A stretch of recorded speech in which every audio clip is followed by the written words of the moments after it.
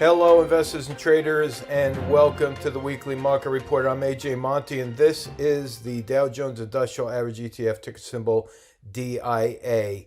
We had a very interesting week, and we had a very interesting close to the week just prior to this Labor Day, 3-day holiday weekend.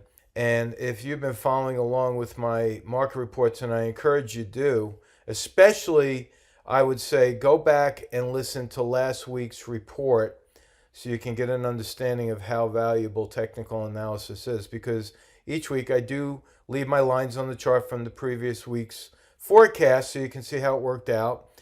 And this is just proof of how well the charts work, especially short-term forecasting. Now, last Friday was right here, that little candle known as a spinning top.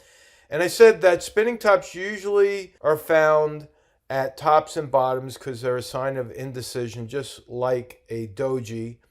And I also talked about the drop in volume right here. You see that? So I said we have a small body candle, drop in volume, and that could very well mean that we're forming a top.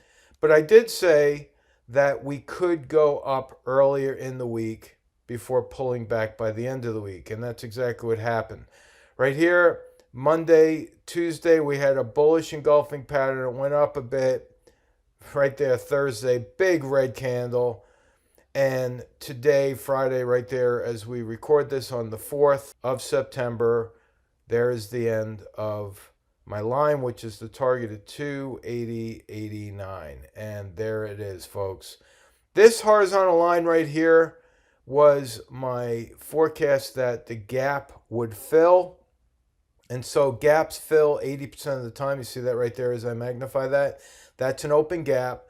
Gaps fill 80% of the time. Now there's a second part of that gap fill rule, and that means after the gap fills, there's an 80% chance it could reverse.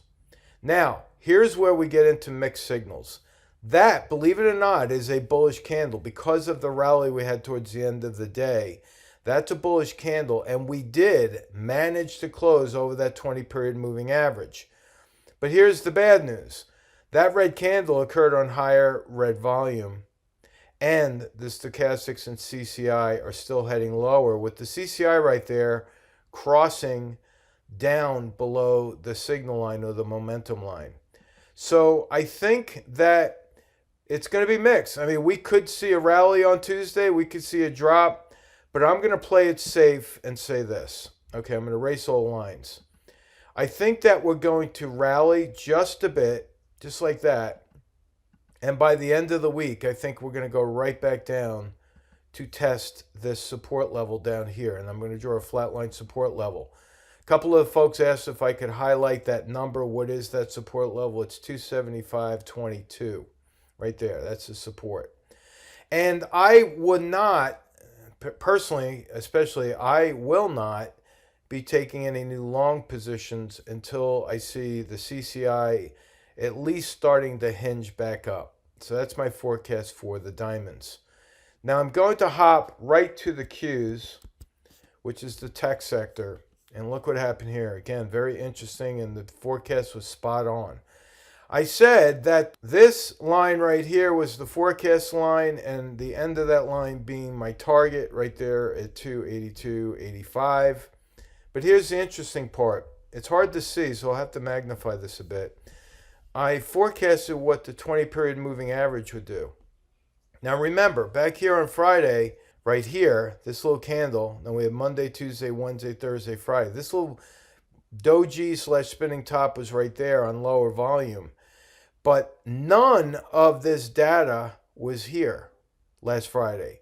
So I drew this line out, and I said that the price will most likely pull back to this support level, which would act as the 20-period moving average support. And I said that it would intersect. And look at that. I mean, I don't even know if I could get better than that, because I said that we would end the week right there at the end of the line, and look where we wound up.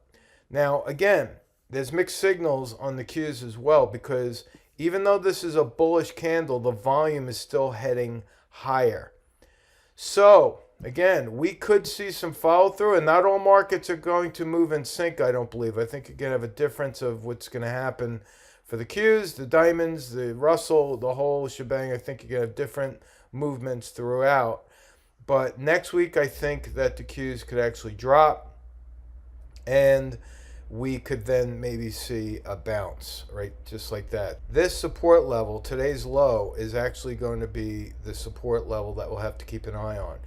Because if we close with a series of days below that blue line, which is a 20-period moving average, that could be trouble, not just for the Qs, but for the overall market.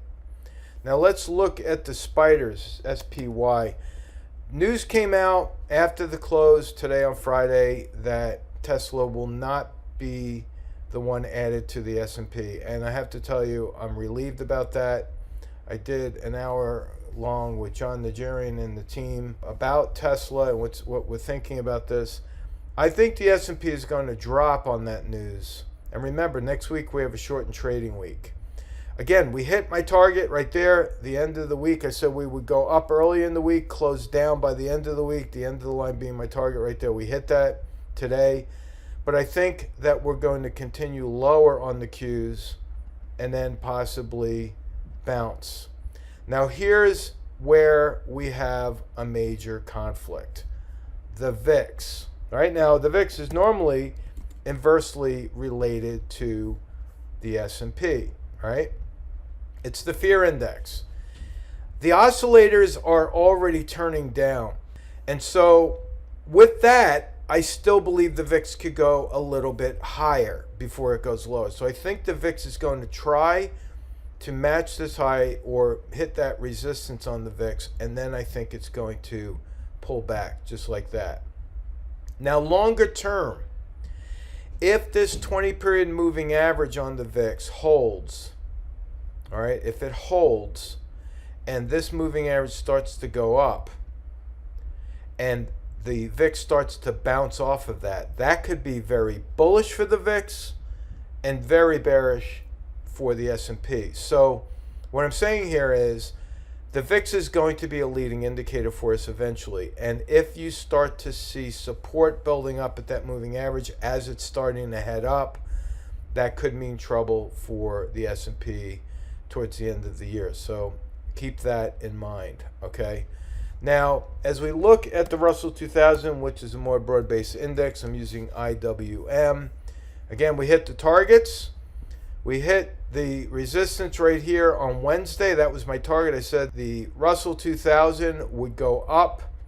I did not forecast it going down. I just said it's going to go up, hit my target, and that's exactly what it did on Wednesday. And look what happened. You see the oscillator starting to roll over. Now notice this. I'm going to erase all my lines before I draw a forecast on the IWM. Today, we filled this gap perfectly. So that's going to act as a support level. I think IWM and the Russell could go down a bit and then bounce, just like that. And that 20-period moving average is going to act as a resistance line right there. I could draw a flat line resistance, but I'm not going to. The end of the line right there being 156.46 is my target for next week on IWM. And look at that CCI. It's extremely oversold. As I back up, you'll see it's the most oversold it's been all year. And I think this will start to turn up later in the week, possibly by Wednesday, maybe even giving us a buy signal on Wednesday and Thursdays. So the end of next week could be a lot stronger for us overall, but we have a lot of resistance to be dealing with over here.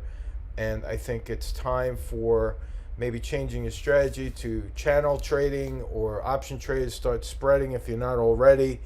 And by all means, make sure you're using good risk management discipline, because if this market starts to go to the downside, it could accelerate, and you don't want to ride losses. You want to cut those losses short and be able to realize your profits very quickly. So that's it. I'm going to be posting this right away, and you have a great long weekend with the family, and we'll talk to you next week. So long.